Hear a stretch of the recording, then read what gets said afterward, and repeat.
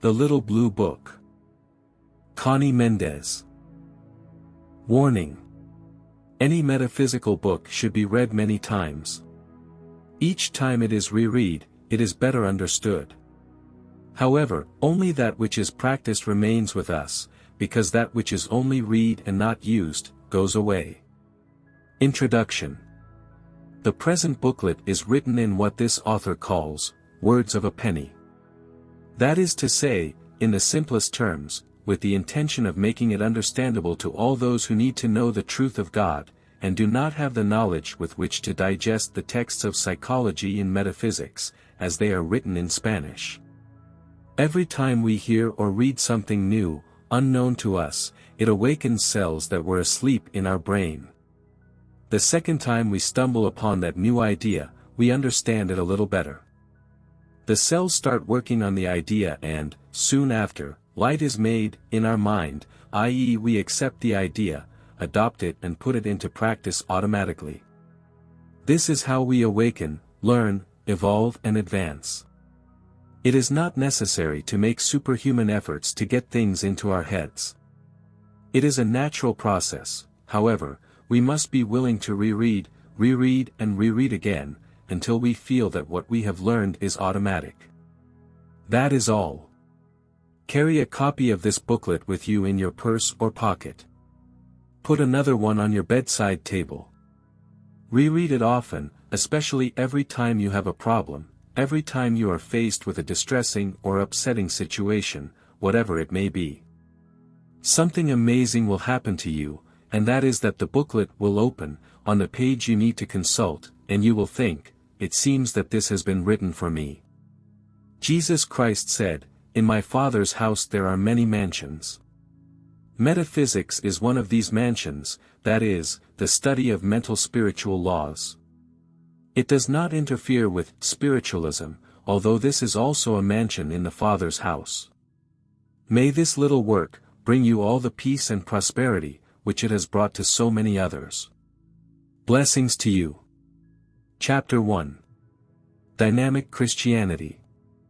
Before undertaking any trade, the candidate who is going to perform it receives instructions, or studies the technique of the same. However, there are those who undertake their task totally blind, without instructions, without technique, without compass or design, without notions of what they are going to find. It is the human being, who sets out on the task of living. Without even knowing what life is, without knowing why some lives are spent in opulence and satisfaction, while others are spent in misery and suffering. Some begin with all the advantages that affection can devise, and yet they are pursued by a shortcut of calamities. And the human being struggles in conjectures, all erroneous, and the day of his death comes, without his having even guessed the truth of it all. Learn the great truth: what you think is manifested, thoughts are things. It is your attitude that determines everything that happens to you.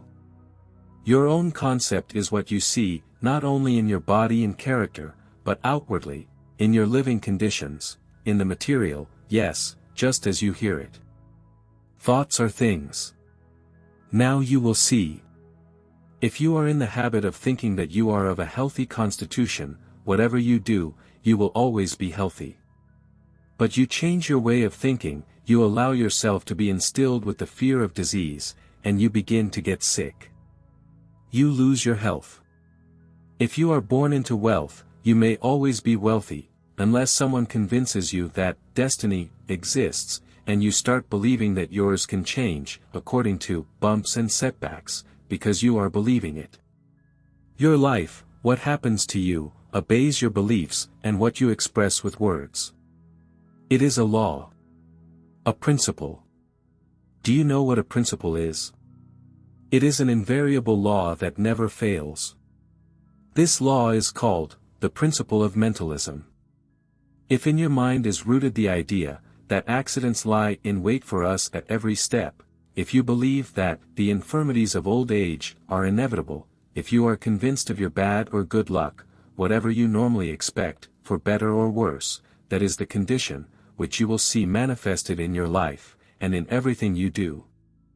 That is the reason for what happens to you. You are never conscious of the ideas that fill your mind. They are formed according to what we are taught, or what we hear said. As almost all of us are ignorant of the laws that govern life, laws called, of creation, almost all of us spend our lives, fabricating contrary conditions for ourselves, seeing how that which promised to be so good, turns bad. Groping, as if blindly, without compass, rudder or compass. Blaming our ills on life itself, and learning by dint of blows and blows, or attributing them to the God's will. With what you have read so far, you will have realized that the human being is not what we have been led to believe.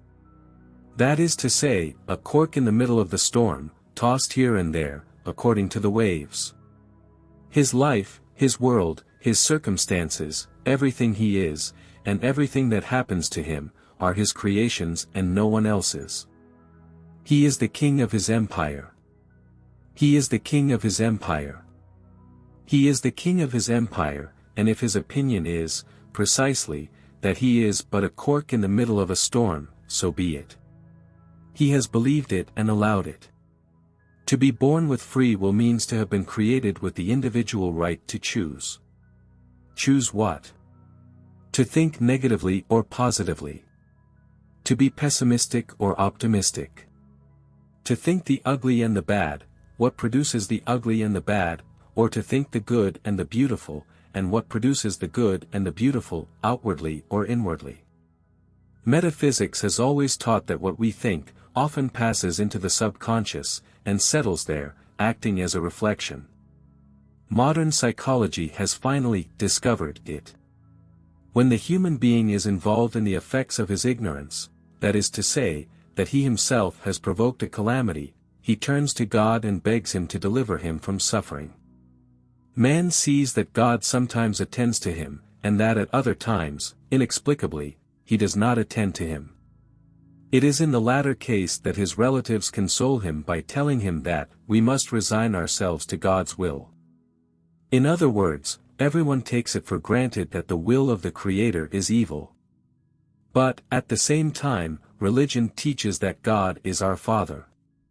A Father all loving kindness, mercy. Do you see how these two theories do not agree?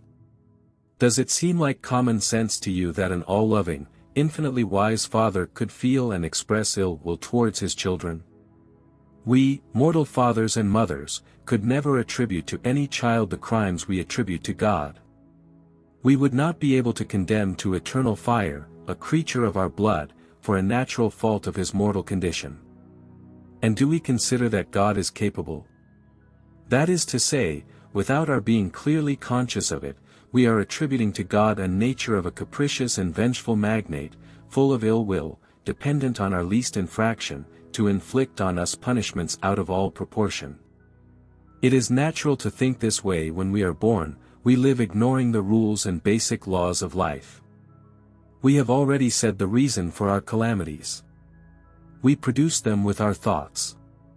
It is in this that we are made, in the image and likeness of the Creator. We are creators. Creators, each of us, of our own manifestation. Now then, why does it seem that God sometimes attends and sometimes does not? You will see. Prayer is the purest and highest thought that can be thought. It is polarizing the mind to the highest positive degree.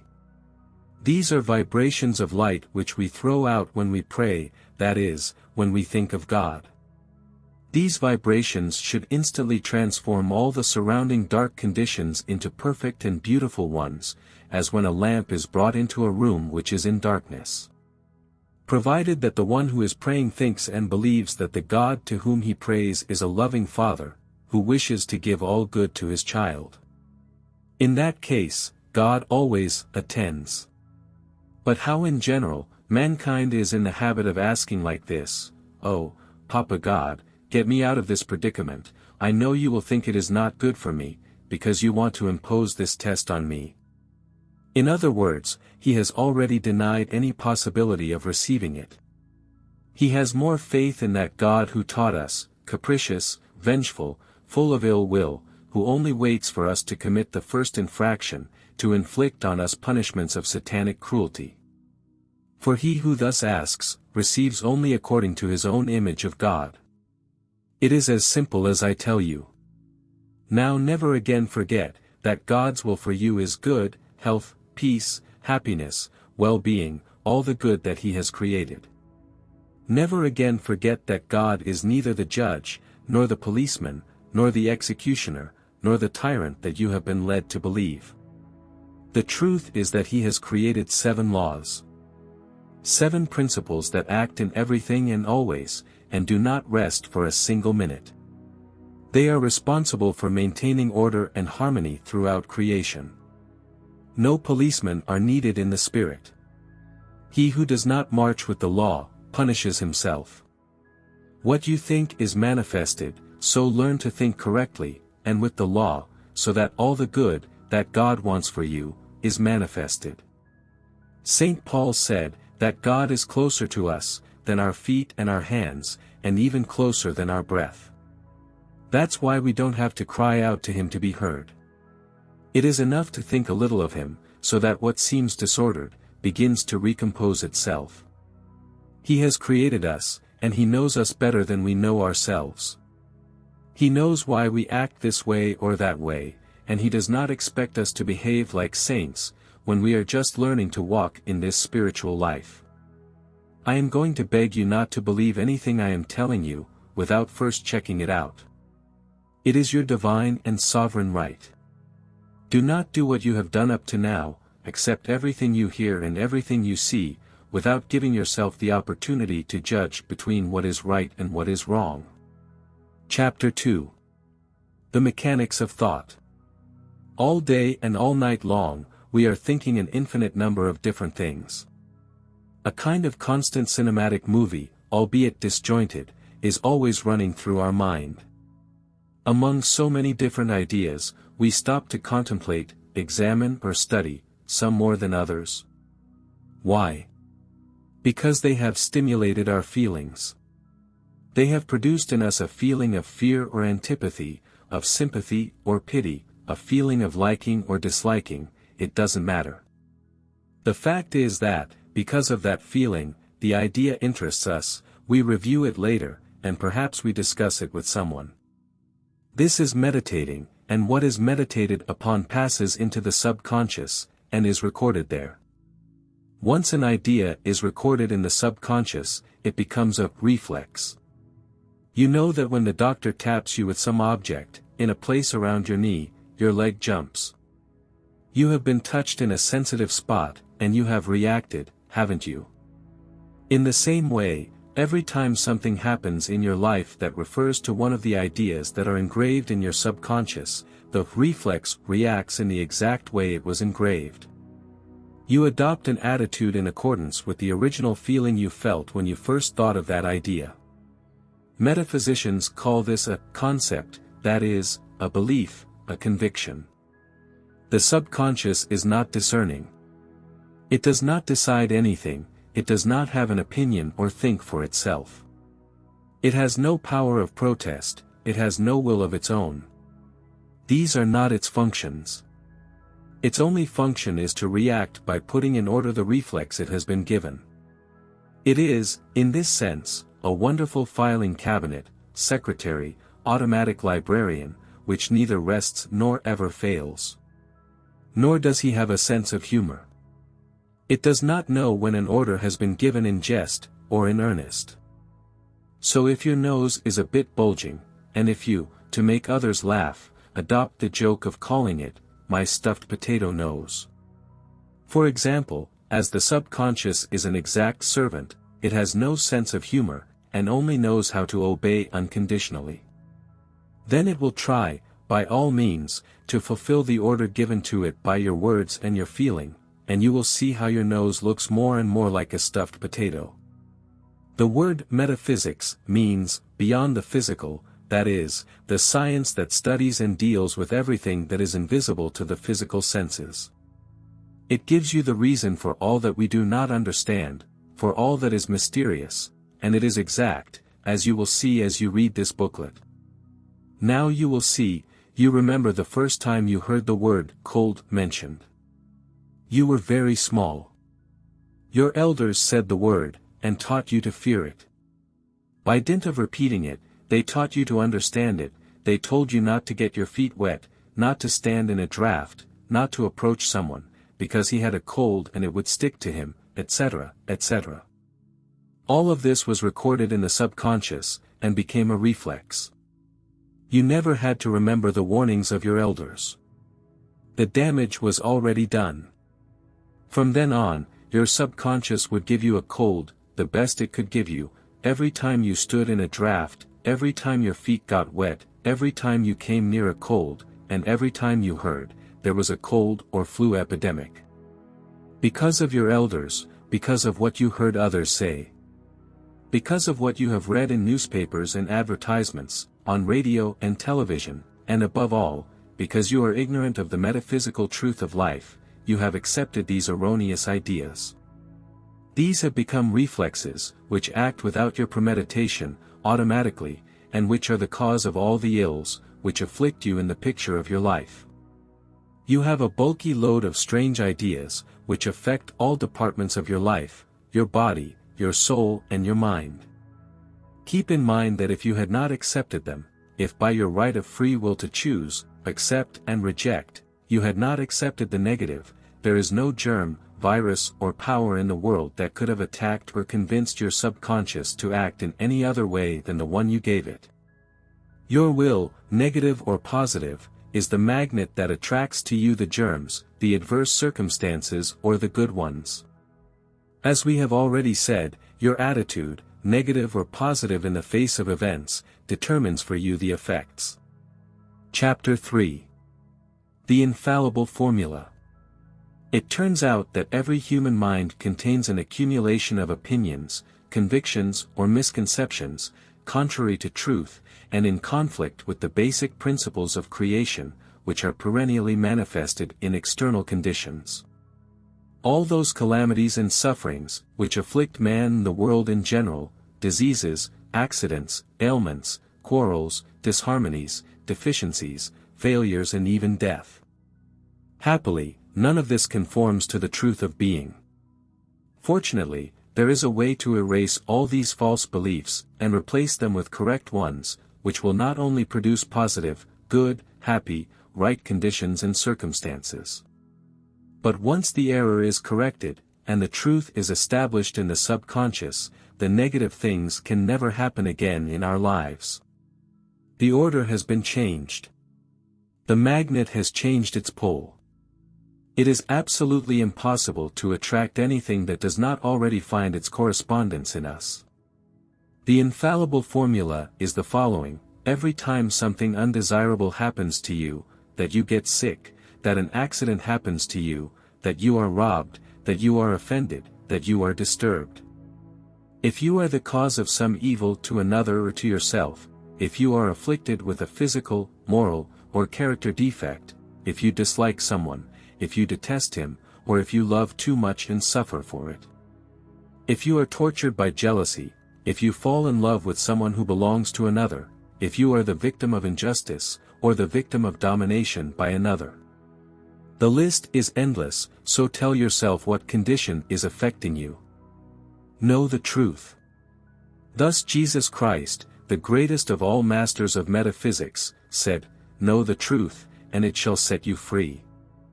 Truth, the supreme law, is perfect harmony, beauty, goodness, justice, freedom, health, intelligence, wisdom, love and bliss. Anything contrary to this is appearance. It is contrary to the supreme law of perfect harmony, and therefore is a lie, because it is contrary to truth. Your higher self is perfect. At this moment and always has been perfect. It cannot get sick because it is life. It cannot die for the same reason. It cannot grow old. It cannot suffer. It cannot fear. It is beautiful. It is love, intelligence, wisdom, bliss. That is truth. It is your truth, mine, that of all human beings, and right now. Not that the human being is God. Like a drop of sea water, it is not the sea. But it embraces all that forms and contains the sea, to an infinitesimal degree. And to an atom, that drop of water is a sea. Whatever you're manifesting, anything that is happening to you, that is contrary to perfect harmony, or anything that you yourself are doing or suffering, contrary to perfect harmony, is due to an erroneous belief that you have created, that you know, and that you are reflexively throwing outward, and attracting its equal from the outside. It has nothing to do with your higher self. It is still perfect. Your conditions and your situation are perfect. Now, in each of the circumstances listed above, you must remember what I have just told you, first of all, and then say mentally or out loud, as you wish, I do not accept it. Say it firmly but with infinite gentleness. Mental works do not need physical strength. Neither thought nor spirit has muscles. When you say, I do not accept it, do it as if you were saying, I do not feel like it, calmly, but with the same conviction and firmness, without shouting, without violence, without a movement, without abruptness. After you have said, I do not accept it, remember that your higher self is perfect, that its conditions are perfect. Now say, I declare that the truth of this problem is, harmony, love, intelligence, justice, abundance, life, health, etc., whatever is the opposite of the negative condition, which is manifesting at that moment. Thank you, Father, for you have heard me.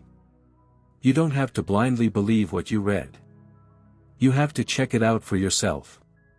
In metaphysical language, this is called a treatment. After any treatment, you have to maintain the attitude you have stated. You cannot allow doubt to enter about the efficacy of the treatment, nor can you re-express in words the concepts, opinions, and beliefs of before, because that destroys, nullifies the treatment. The purpose is to transform the mental pattern, which has been dominating in the subconscious, that is, the mental climate in which you have been living, with all your series of negative circumstances. St. Paul said, you are formed by the renewing of your mind. This renewal is done by changing every old belief as it comes before our life, or our conscience, in conscious disagreement with truth. There are convictions that are so deeply rooted that they are what in metaphysical language are called crystallizations. These require more work than others. But every denial and affirmation made with respect to these crystallizations erases the original design until it disappears completely, and nothing remains but truth. You will see miracles occurring in your life, in your environment, and in your conditions. You have no defects, but the appearance of defects. What you see as moral or physical defects, are transitory, for as you know the truth of your true self, your Christ, your higher self, is a perfect child of God made in the likeness of the Father. The imperfections you are presenting to the world begin to fade away. It is a verifiable fact. Any student of Christian metaphysics can corroborate what I have just told you. This is the great truth. Never forget it, and start practicing it now. The more you practice it, the more you will realize it, the more you will advance, and the happier you will feel. Remember, you are unique, like your fingerprints. You were created by a unique design, for a special purpose, that no one else but you can fulfill. It has taken you 14,000 years to evolve to where you are today. God's expressions are infinite. You and I are only two of those infinite expressions. Your Christ is an intelligent being, who loves you deliriously, and has been waiting for centuries for you to recognize him. The time has come. Speak to him, ask him, and wait for his answers. He is the only guide and master for you. When you come to understand, accept and realize this truth, it will be the birth of Christ for you. This is what is prophesied for this age. He is the Messiah. It is not that Jesus is born again now. It is that everyone will find the Christ in their consciousness, and in their heart, just as it happened to Jesus. That is why he was called Jesus Christ. Chapter 4. The Decree. Every word uttered is a decree that manifests itself outwardly. The word is the spoken thought. Jesus said two things which have not been taken seriously. 1. By your words you will be condemned, and by your words you will be justified.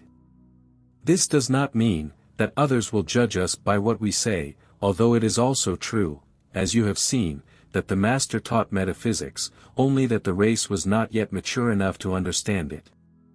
On several occasions he warned that he still had many other things to say, but they could not be understood. On other occasions he said that he who had ears to hear, let him hear. The second reference he made to the power of the word was, "It is not what goes into the mouth that defile a man, but what comes out of his mouth, for what comes out of the mouth comes out of the heart." It cannot be expressed more clearly. I propose that you pay attention to all that you decree in a single day. Let us remind you. Business is very bad. Things are very bad. Youth is lost. Traffic is impossible. Service is unbearable. You can't get service. Don't leave that roller because they steal it. Thieves steal on every corner. I'm afraid to go out. Careful, you're going to fall. Watch out, you're going to get killed. You'll get stepped on by a car. You're going to break that. What bad luck I have. I can't eat that, it hurts me. My bad memory, my allergy, my headache, my rheumatism, my bad digestion. That one is a bandit, that one is a wretch. He had to be, when he wasn't. Do not be surprised or complain, if by expressing it you see it happening. You have decreed it. You have given an order that must be carried out. Now remember and never forget, every word you utter is a decree. Positive or negative, if it is positive it manifests in good. If it is negative it manifests in evil, if it is against your neighbor, it is the same as if I decreed it against you. That is returned to you. If it is kind and understanding towards others, you will receive kindness and understanding from others towards you. And when something annoying, negative, unpleasant happens to you, do not say, "But I did not think or fear that this would happen to me."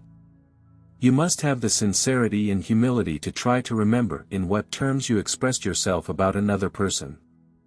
At what moment it came out of your heart, a very old concept, rooted there, that perhaps is nothing more than a social custom, like the generality of those mentioned above, and that you really do not wish to continue using. As the feeling that accompanies a thought, is what engraves it more firmly in the subconscious, the Master Jesus, who never used superfluous words, expressed it very well when he said, "What comes out of the mouth comes out of the heart," and this gives us an unmistakable key to what we can do. And this gives us the unequivocal key. The first feeling that teaches us is fear. It is taught to us first by our parents, and then by our religious teachers. When we feel fear, our heart races. We often say, "My heart almost jumped out of my mouth," to show the degree of fear we feel at a given moment. Fear is what is behind all the negative phrases I quoted earlier. St. Paul said, "We are transformed by the renewing of our mind." Every time you find yourself saying a negative phrase, you will know what kind of misconception you have ingrained in your subconscious, and you will know what kind of feeling it obeys. The fear or lovelessness, cross it out, erase it by denying it as a liar, and affirm the truth, if you do not want to continue manifesting it on the outside. After a short time of this practice, you will notice that your speech is different. Your thinking is different. You, and your whole life, will be transformed by the renewal of your mind.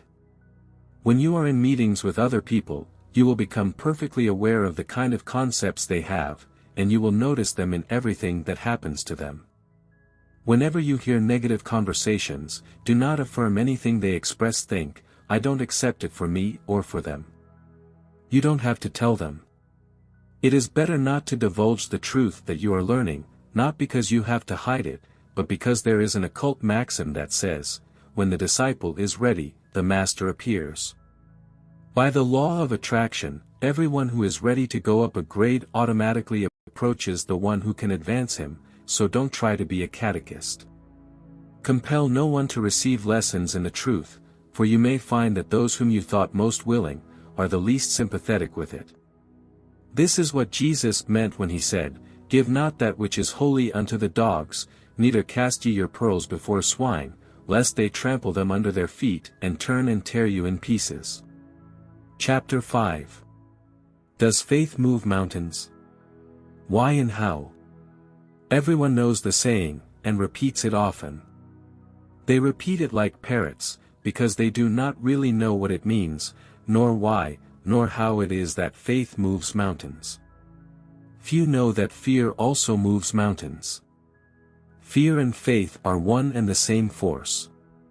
Fear is negative, and faith is positive. Fear is faith in evil. That is, the conviction that bad things will happen. Faith is the conviction that what will happen is good, or that it will end well. Fear and faith are two sides of the same coin. Take a good look. You never fear that something good will happen to you. Nor do you ever say, you have faith that bad things will happen to you. Faith is always associated with something we desire, and I don't think you desire evil for yourself. You fear it, don't you? Whatever you fear, you attract it and it happens to you. Now, when it happens to you, you usually say with a triumphant air, "Aha, I knew it. I felt it," and you run to tell and repeat it, as if you wanted to show off your powers of clairvoyance. And what actually happened is that you thought it in fear. Did you feel it? Of course you did. You felt it. You are saying it yourself. You know that whatever is thought, feeling at the same time an emotion, is what manifests or attracts. You anticipated it and hoped for it. Anticipating and expecting is faith. Now notice, that whatever you wait for with faith comes to you, and happens to you. So, if you know this is so, what stops you from using faith for everything you desire, love, money, health, etc.? It is a natural law. It is a divine ordinance. Christ taught it in the following words, which you know, "Whatsoever ye shall ask in prayer, believing, ye shall receive." I did not invent it. It is in Matthew chapter 21, verse 22. And St. Mark expresses it even more clearly, "Whatever you ask for in prayer, you must believe that you will receive it, and it will be given to you." St. Paul says it with words that have no other interpretation: faith is the certainty of things hoped for, the conviction of things seen. I have told you before that faith is the conviction of what is good. Now I will tell you that conviction comes from knowledge. Suppose you live in a province, and you have never been to the capital. You want to go to the capital and you take the train, car, or plane. You know where the capital is, and how to get there. One day you head for the capital, and you use whichever means of transport suits you best, but on the way, you're not afraid of detouring to the moon, are you? If you were a wild Indian, you would be trembling with fear, because you are totally unaware of what is happening to you. But if you are a civilized person, you go calmly, knowing that at such and such an hour, you will arrive at the capital. Knowledge. Ignorance of the principles of creation is what makes the world fear evil, not knowing how to use faith, or even what it is. Faith is conviction, assurance, but these have to be based on knowledge of something. You know that the capital exists, and that you are going towards it. That's why you know you won't end up on the moon. Now you know that when you desire something, if you fear not getting it, you will not get it. If you deny it before you receive it, as in the example already given, of the prayer addressed to God by the generality of humans, "My God, grant me such a thing, although I know that you will not give it to me, because you will think that it does not suit me." You will not obtain it because you have denied it beforehand. You have confessed that you do not expect it.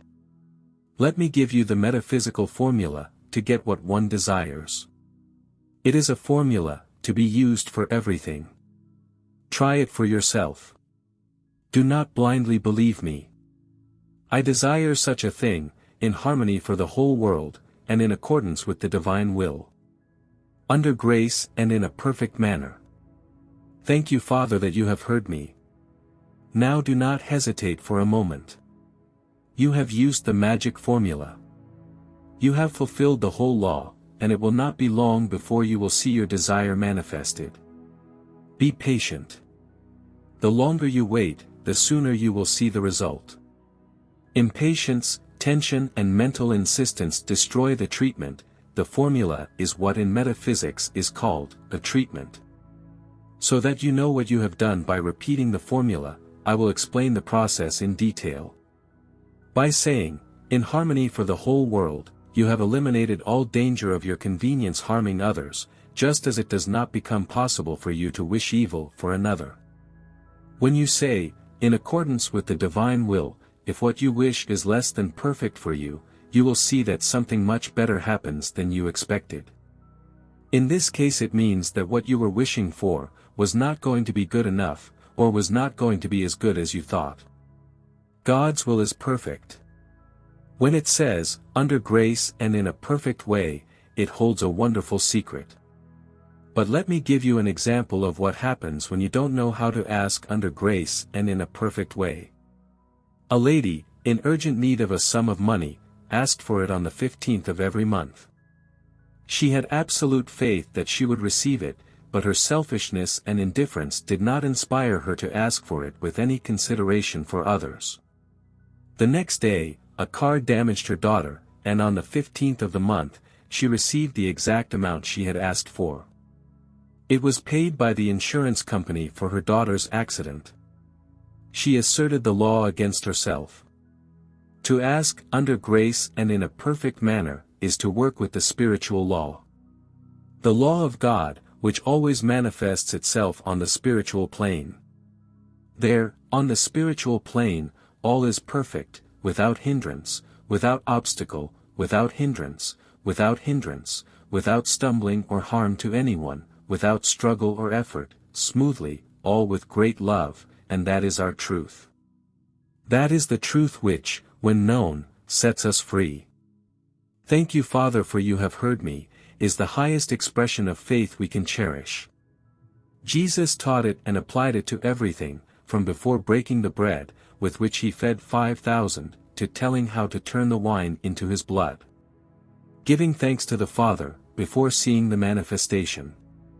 As you will see, everything Jesus taught was metaphysical. Whatever you desire, whatever you need, you can manifest.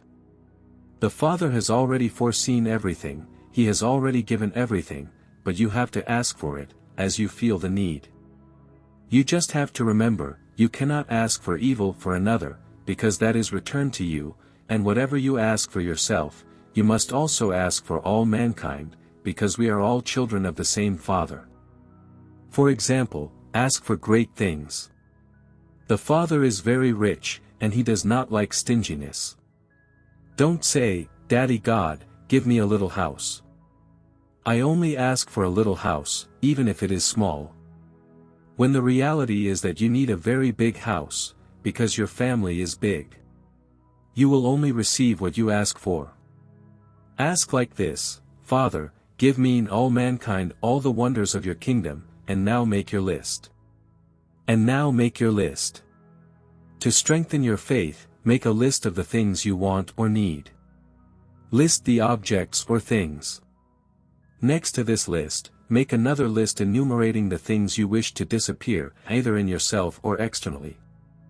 On the same paper, write the formula I have given you above. Now, read your paper every night, and do not allow yourself to feel the slightest doubt. Give thanks again, every time you think of what you have written. When you see the things you have listed come to pass, cross them out.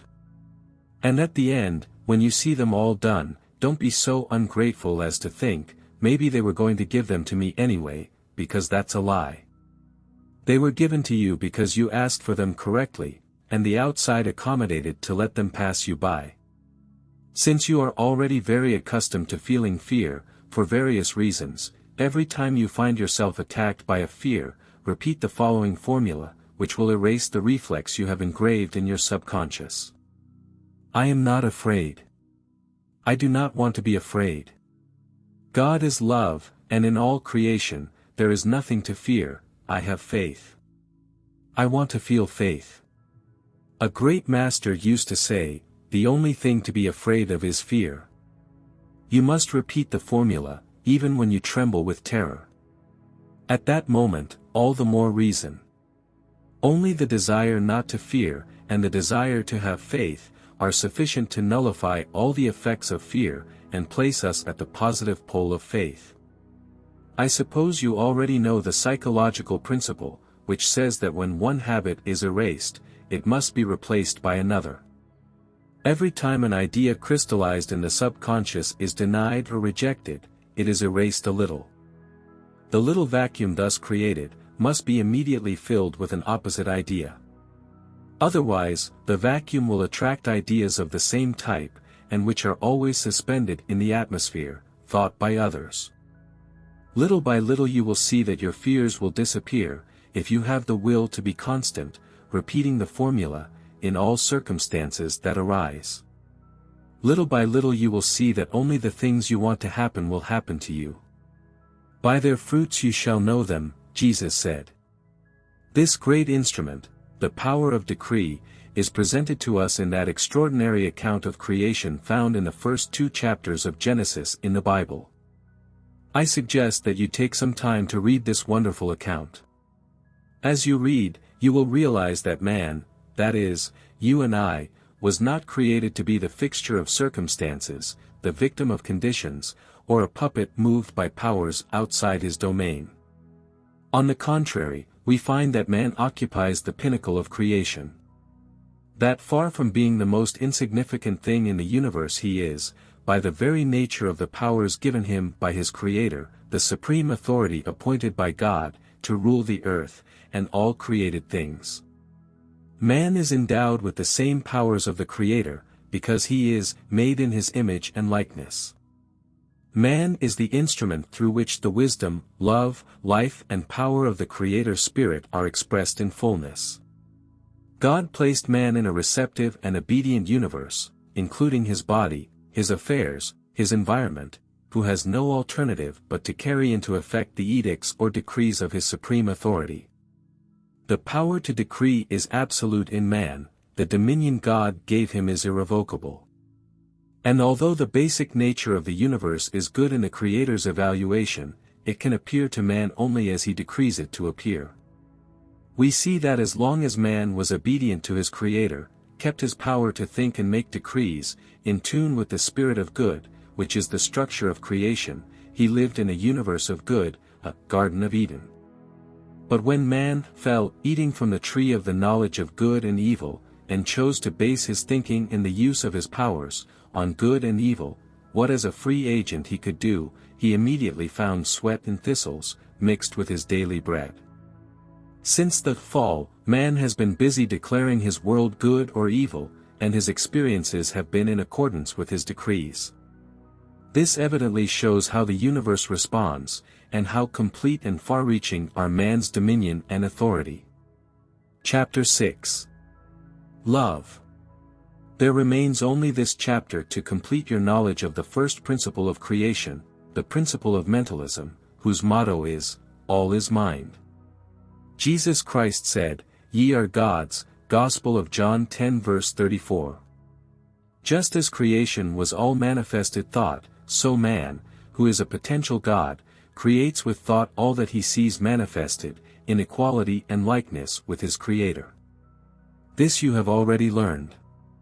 You have also learned the mechanics of this mental creation, the character, positive or negative, of what you have created, the force, faith or fear, which determines the character, the manner of changing the outward aspect of what you have created, denying and affirming. The power of the word, which is spoken thought, and which therefore confirms the orders you have given with your thoughts. And finally, the infallible formula for creating, manifesting and obtaining the best, the highest, the perfect, know the truth.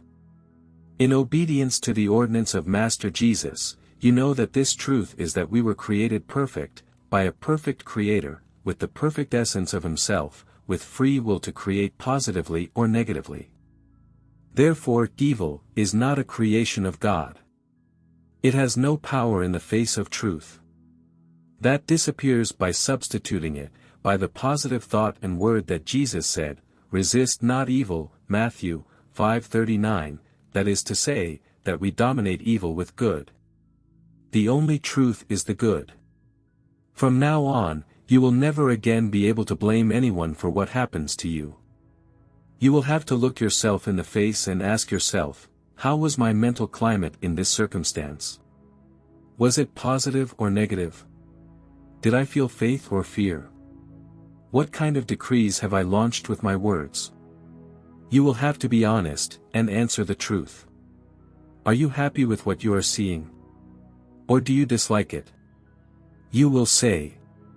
Now, in Christian metaphysics, we say that God has 7 aspects: love, truth, life, intelligence, soul, spirit, and principle. You see, all these aspects are invisible states. This means that everything is mental, so we cannot see or touch them. We feel and appreciate their effects. They exist, they act, they are real, they are things, and none of them can be denied. Love is called the character of God, the first aspect of God, the most potent of all forces, and the most sensitive. Few people know what love really is. Most believe that it is what is felt towards parents, children, spouses, lovers, etc. Affection, attraction, antipathy and hatred are different degrees of the same thing, feeling. Love is very complex, and cannot be defined with a single word, but as in our planet, love is understood as feeling. And although this is nothing more than, so to speak, the outer edge of love, let us try to bring sensation as close as possible to love, in order to begin to understand it. The central point on the scale, which goes from hatred to feeling, and which we call love, is tolerance and goodwill. It seems a contradiction, but when one loves too much or too much, tolerance and goodwill are lacking. When one hates, tolerance and goodwill are lacking. In other words, both excessive love and excessive unlove are the negation of tolerance and goodwill. Jesus said, "Peace to men of good will." The implication is that anything beyond that does not bring peace. Peace is in the center, the perfect balance, neither too much nor too little, and so in everything. All excesses, even the excess of good, excess of money, of love, of charity, of prayer, of sacrifice, etc., unbalance the weight of the balance, they lead more to one side, and take away peace. When Genesis says, "Of all the fruits of paradise you may eat, except of the fruit of the tree, of the knowledge of good and evil," it refers precisely to that. The trunk of the tree symbolizes the center, the balance. The branches start from that center, spread out to all sides, and produce fruits. Some manifest themselves as good, others as evil. They symbolize the extremes. You will see then that, the forbidden fruit, which has caused so much tribulation in the world, is nothing other than the extremes, the excess in all aspects, since God, who created everything, declared good all His work, read it in Genesis, and only mentions the word evil, with respect to the excess. A parenthesis, to recommend you to read and meditate, on Ecclesiastes, chapter 3, which begins, "Everything has its time." The Bible. Let us return to love. Those mothers who say they love their children, who do not allow them to leave the nest, nor to marry, nor to act independently of them, when they are already men and women of age, do not love. They are selfish, and what they feel is a desire for possession. Those girlfriends and wives who suffer tortures of jealousy, the same. These types of love are nothing more than an excess of feeling. They exceed the measure and, therefore, go far beyond tolerance and goodwill. Excess of sentiment usually shows that there is a failure in the development of intelligence. This will undoubtedly cause indignation in those people who fill their mouths calling themselves very sentimental. No one likes it when someone else discovers their lack of intelligence, but they can show it. The excess of emotionality, like all excess, is bad. It is the proof that what counteracts it is missing. Excess heat, for example, is balanced by an equal amount of cold, to make it bearable or unpleasant. Intelligence is cold. Emotion is warm. A great emotional capacity is a magnificent and highly desirable quality, provided it is balanced by an equal intellectual capacity. This is what produces great artists. But the artist has his art in which to pour all his emotional strength.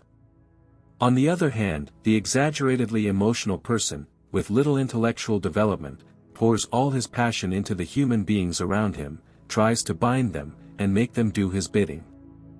The remedy against excessive emotionality is to think and reflect a lot, especially to meditate for a while, and daily, on intelligence. Starting by asking oneself, what does intelligence mean? Continuing by thinking that everything in the universe, plants, animals, etc. contains intelligence. And ending by affirming, I am intelligent, with the intelligence of God Himself, since I have been created from the very essence of the Creator. By intelligence, with intelligence, and from the intelligence of God. Within a few days of repeating this treatment, you will already notice a change in elasticity, as well as in mental penetration. And after only 1 week of exercise, one can appreciate the transformation, in the way of loving all others, a serenity and a peculiar generosity, which one would never have believed oneself capable of expressing. At the same time, one notices a total change in others, towards oneself. This is because we are individuals, or indivisible, and what affects one, affects all. The step that one climbs helps the whole race. We will now move on to deal with the number one enemy of all humanity, resentment and rancor, not to say hatred.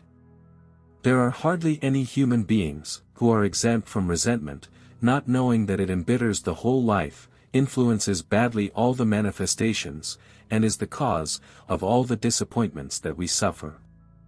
Even when we learn to deny and affirm, to know the truth, to watch and correct our thoughts and words. A single resentment, a grudge engraved in the subconscious and in the soul acts like a small fountain of gall, which emanates its drop of bitterness, staining everything and surprisingly contradicting our greatest desires. Nothing, not even the most perfect manifestation, can last as long as this infectious focus exists, spoiling our own being. The Bible, churches and religions are tired of advocating forgiveness and love towards our enemies. And it is all in vain, as long as we are not taught the practical way to impose forgiveness towards those who hurt us. It is often said, I forgive but I cannot forget. This is a lie. As long as one remembers an injury, one has not forgiven it. We are going to give the infallible formula, with which to forgive and forget at the same time, for our own convenience, since this establishes us in the central point of balance, that of tolerance and goodwill, and this effort is love. St. John, the apostle of love, says, love is the fulfillment of the law. To fulfill the law of love is to fulfill all laws. It is to be with God, in God, it is to be happy, to feel satisfied and complete, in all our manifestations. My teacher used to say, the man who loves well, is the most powerful man in the world. And here is the recipe to love well. Every time you feel something unpleasant towards another person, or you find yourself resenting something that has been done to you, that you recognize that you have an open resentment, or desire for revenge, begin to deliberately remember. It's not about trying to forget what happened now, it's about remembering all the good things you know about that other person. Try to relive the pleasant moments, which you enjoyed in his company, in times past, before the moment when he hurt you. Insist on remembering the good things, their good qualities, the way you thought of them. If you manage to laugh at a joke he had told you, or at something funny you enjoyed together, the miracle is done. If a single treatment is not enough, repeat it as many times as necessary, to erase resentment or rancor. It is good that you do it up to 70 times. This is the fulfillment of the law given by Jesus, resist not evil. This is turning the other cheek. It is loving our enemies, blessing those who curse us, doing good to those who hate us, and praying for those who insult and persecute us, all without exposing ourselves to being trampled underfoot. If you do it with sincerity, you will realize something very strange, and that is that, first, you will feel liberated, and then, that a mountain of small inconveniences that happened to you, and that you did not know what to attribute, disappear as if by enchantment, and your life goes on rails. Moreover, you will feel loved by everyone, even by those people who didn't like you before. You will feel loved by everyone, even by those people you didn't like before. What follows is that you learn to formulate your prayers, what in metaphysics we call, treatments. As all day long we are thinking and decreeing, all day long we are praying, negatively or positively, and creating our own conditions, states and events. The important thing is to remain in the state of mind that the prayer expresses. If after affirming, you allow yourself to return to the negative pole, you destroy the effect of the prayer. Watch your thoughts, and watch your words. Do not let yourself be carried away by what others express. Remember that they ignore what you already know. Whatever you think and ask for yourself, think also for others. We are all one in spirit, and that is the most effective way to give. Better than bread and alms, for bread and alms last but for a few moments, while truth remains with the other forever. Sooner or later your spiritual gift will enter your conscious mind, and you will have done a saving work in a brother. The principle of rhythm, which is the law of the pendulum, the boomerang, returns to you the good you do, as well as the evil you do. It has been said that, one with God is the majority, so that a single person, who raises his consciousness to the spiritual plane, and recognizes truth, in the manner expressed above, is able to save an organization from ruin, to save a community, a city or a nation, from any crisis. For it acts on the spiritual plane, which is truth, and truth dominates all the lower planes. Know the truth and it shall set you free. In the face of sickness of self or other, I do not accept this appearance, neither for myself nor for anyone else. I am life, in you, in me, in all the world. Thank you, Father, because you have listened to me. Repeat this affirmation every time that comes to your mind, that case that forced you to express it. In every case of fear, I do not accept fear. God is love. I am his child, I am love. I am made of love, and by love. Thank you, Father, that you have heard me. In every case of sadness of self or others, I do not accept it. I am joy. I am bliss. Begin to list all the good things you have. Thank you, Father. For any manifestation of scarcity, I do not accept this appearance. My world contains all, and I am the abundance of all. Thank you, Father, that today everything is covered, in the face of all that is contrary, to world or individual peace. I do not accept this appearance of conflict. I am peace, harmony, and order. We are all one. Forgive them, Father, who know not what they do. I forgive all, and I forgive myself. Thank you, Father, that you have heard me, and always hear me. Metaphysics of the 10 Commandments, we insert here only 2, the 5th and the 6th. Among the laws called, of God, which you will study when you feel like learning them, there is one called the law of correspondence. It has nothing to do with letters or mail. Correspondence means, in this case, that which corresponds to something else, that is, equal to, as well as, that which is equal to. Do I understand? This law mandates that the conditions of each plane, or of each state of consciousness, are to be found repeated on all planes, everywhere. For example, we always want to know what the characteristics of the beyond are like, let's say. That beyond always refers to the plane above the earth, or to the plane below the earth. The motto of this law is, as above is below, and as below is above. That is to say, just as on earth we have governments, schools, teachers, problems and the way to solve them, there are hands, feet, ears, eyes, there are sounds, time, space, there are flowers and fruits. In short, you know what is meant. In each plane. On every plane there is what corresponds to all that, even if those other planes are invisible, to our earthly eyes. The only difference is, that as you ascend in the planes, the same conditions become less dense, more spacious, let's say more pure, more beautiful, more interesting, but more complicated. Because on each higher plane, there is one dimension more than on the previous one. This does not mean that it is difficult for us to live in the new plane after leaving the old one. No. For the simple reason, that it is not more difficult for a child to walk, only after he has learned, that nothing bad will happen to him when he lets go. Let us come to the point. The fifth commandment on earth says, "Thou shalt not kill." This teaches us that we must not kill. You should not. But why is it wrong? No one really tells you. You simply must not kill.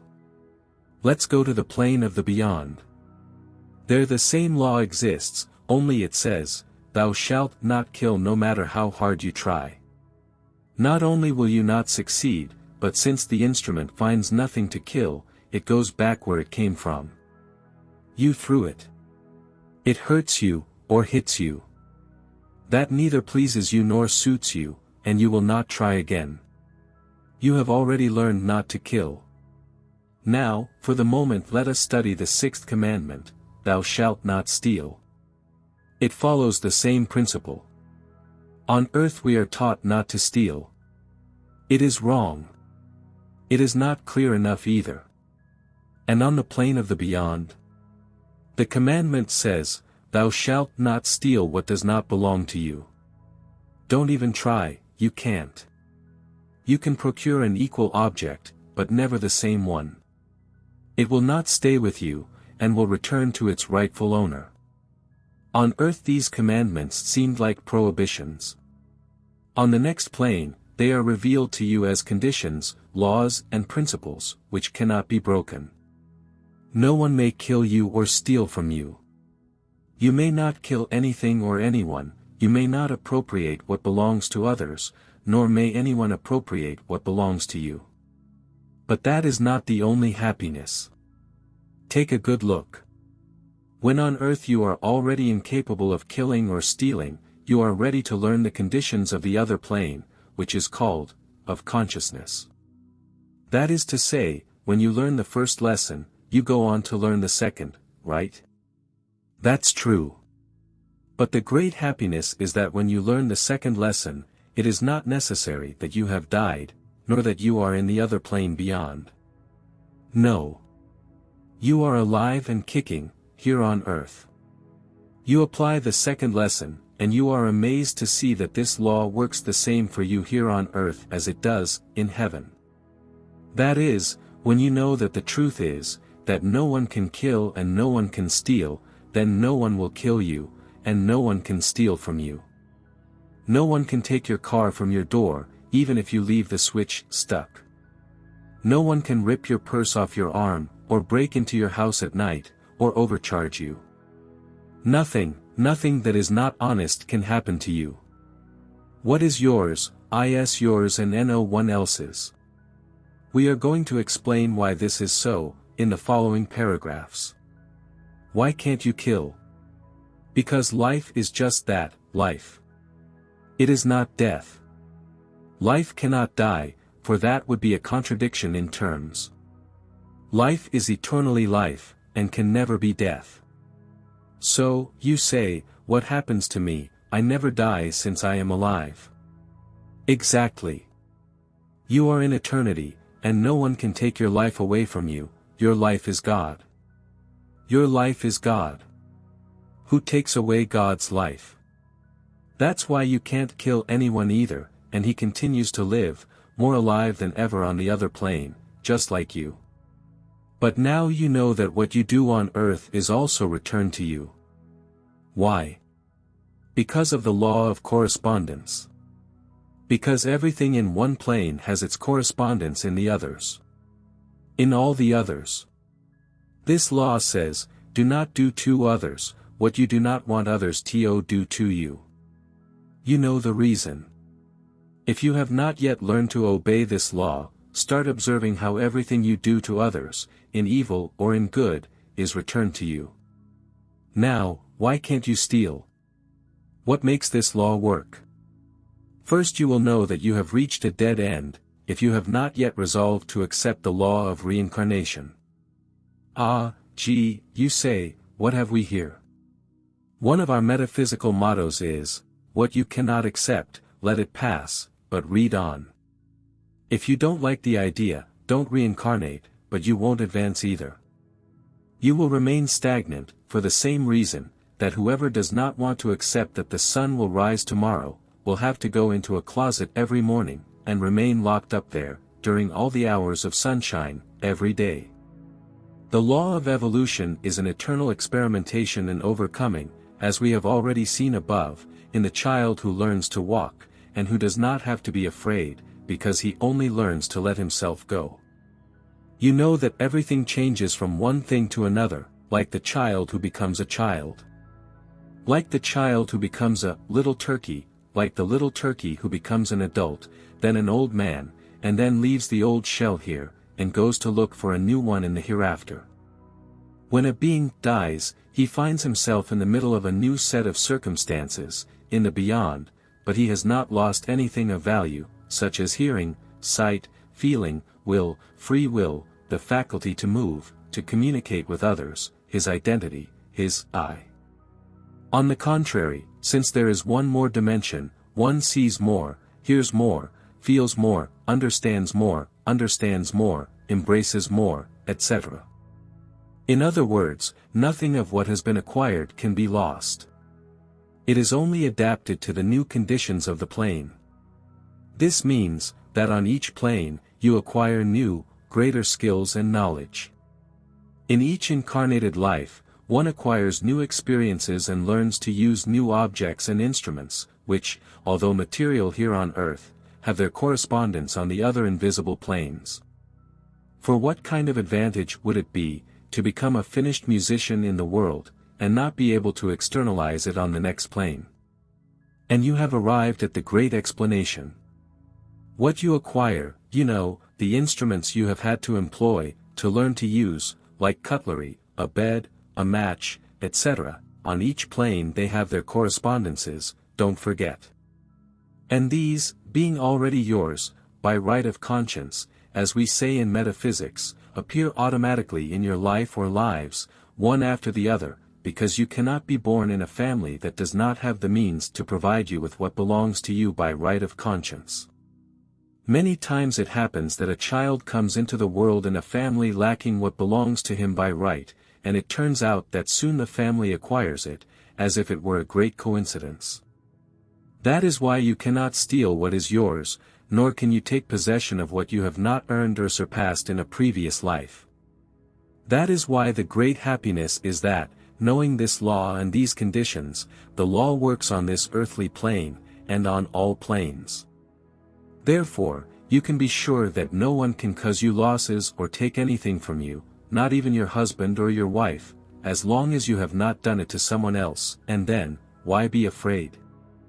And if you have already learned it in this life, it is that you have it by right of conscience. So the way to live happily is to learn the metaphysics of the 10 Commandments. With this small gift that we offer you, you will have put your foot on the first step of happiness. I will never tire of recommending that you constantly read this booklet. Do not throw it in the drawer, and keep it in your pocket, or in your wallet. Reread it, if you can, every day. Try to practice it, remember its instructions, and when you feel that the time has come to acquire more instruction, attend our lectures, and get the following books. It will cost you nothing. You will only pay for the books you wish to acquire, as they must be sold in order to reproduce them. Receive all our love.